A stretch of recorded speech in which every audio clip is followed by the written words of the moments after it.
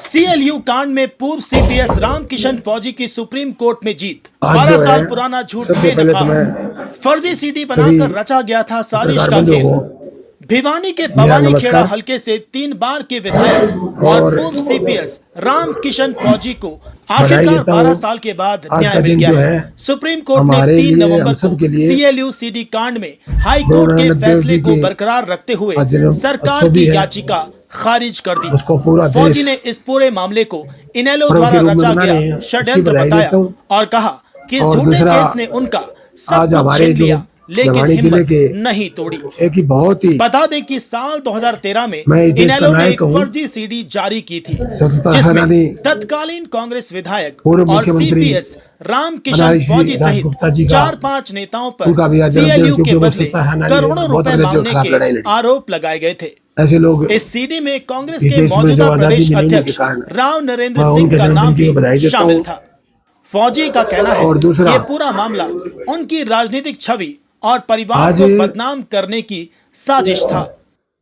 रामकिशन फौजी ने कहा कि इनेलो ने मेरे खिलाफ कई झूठे मुकदमे दर्ज कराए, कभी मजदूरों के हक में बोलने पर, कभी किसानों के लिए आवाज उठाने पर जेल भेजा, यहाँ तक कि जेबीटी टीचरों और मर्डर केस में भी फंसाया गया, लेकिन हर बार में बरी हुआ। बाद में 2011 में फर्जी सीडी बनाई गई और 2013 में चुनाव से पहले जारी की गई। पहले कहा गया कि मैंने सीएलयू के लिए 5 करोड़ लिए, फिर कहा जो हरियाणा का प्रदेश का विकास हुआ, राज्यपाल ने लोकायुक्त से जांच करवाई, जिसमें सभी आरोप झूठे पाए गए, लेकिन फिर भी एफआईआर दर्ज कराने का आदेश दिया गया। मैंने हाईकोर्ट का दरवाजा खटखटाया और वहां भी निर्दोष साबित हुआ। फौजी ने कहा कि जब सरकार 2017 में सुप्रीम कोर्ट गई, तब मेरी जिंदगी की सारी पूंजी खत्म हो चुकी थी। तो मैं आज आपके सामने एक ऐसी बात रखना चाहता हूं, और गिफ्ट बेचकर केस लड़ा, लोगों से उधार लेकर भी इंसाफ की लड़ाई जारी रखी। और अब 3 नवंबर को सुप्रीम कोर्ट ने हाईकोर्ट के आदेश को बरकरार रखते हुए सरकार की एसएलपी को रद्द कर दिया।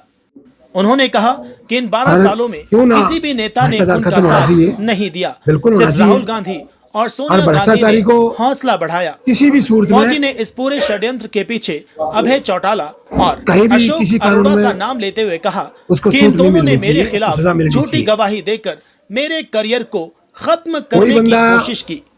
12 साल तक चली अदालत की इस लड़ाई ने रामकिशन फौजी की जिंदगी से सब कुछ छीन लिया, पर इंसाफ की जीत ने साबित कर दिया कि सच कभी हारता नहीं। देर जरूर लगती है पर न्याय। भ्रष्टाचार एक ऐसा मुद्दा है, आज भी फौजी अगर कोई बंदा करता है उसकी देश की प्रगति में और प्रदेश की सुरेंद्र सिंह का लॉस होता है। हर आदमी को, नौजवान को, आदेश आते ही मैंने उनकी समाधि पर पुष्प अर्पित किए, एक बहुत बड़ा, क्योंकि ये जीत इस बार मैं तो फौजी होने के नाते बल्कि सच्चाई और मैंने अपने जीवन में एक ही काम सीखा चौधरी बंसीलाल जी से, फौज से, अभय ग्रेवाल की सच्चाई और ईमानदारी,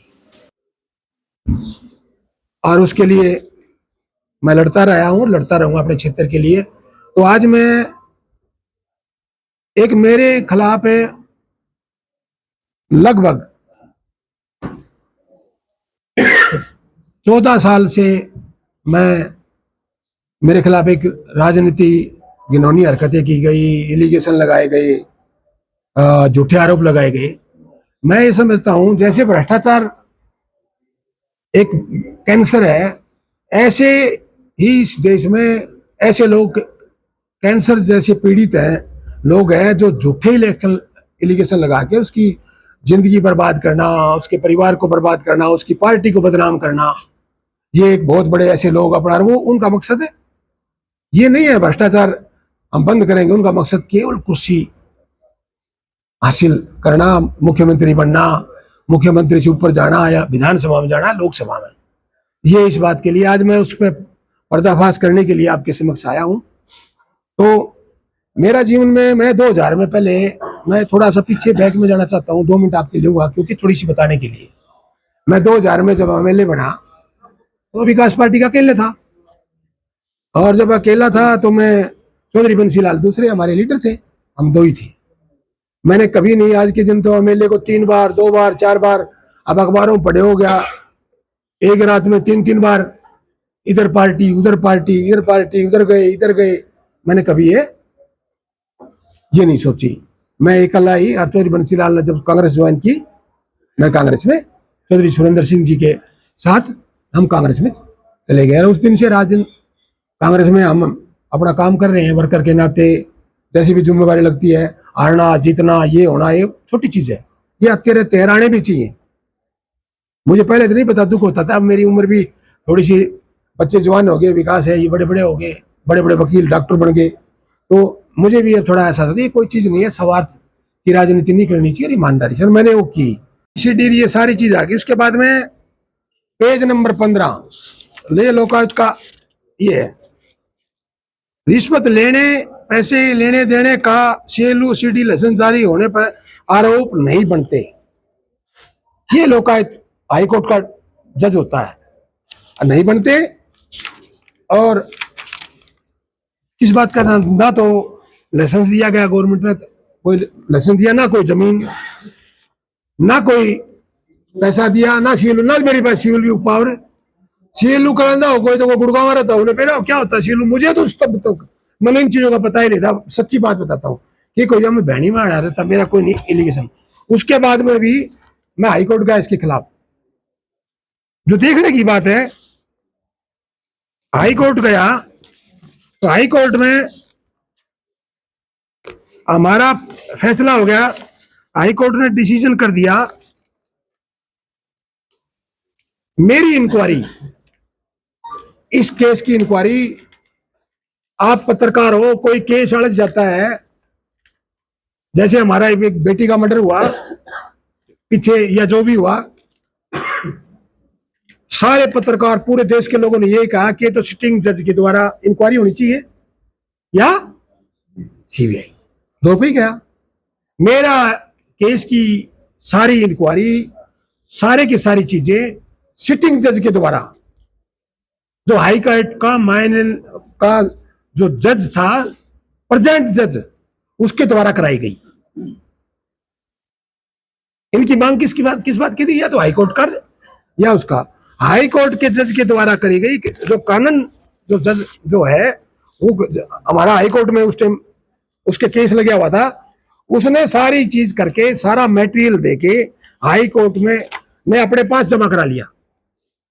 ऑर्डर किया कि जो कैमरा चिप, जो जितना भी मटेरियल इनके पास जो बनाया है वो मेरे को याद दिया जाए। फिर डीजी पुलिस विजिलेंस उसको ऑर्डर किया कि आप कोई मैसेंजर भेज के, बंद लफाफा हाईकोर्ट में किया गया सील, बिरला केस होगा ऐसा देश में जो मेरे केस में हुआ, हाईकोर्ट का मतलब बंद लफाफे में सील करके हाईकोर्ट ने ऑर्डर किया कि मैसेंजर लेके जाएगा Hyderabad lab, material chip camera, और वो डिसाइड करेंगे।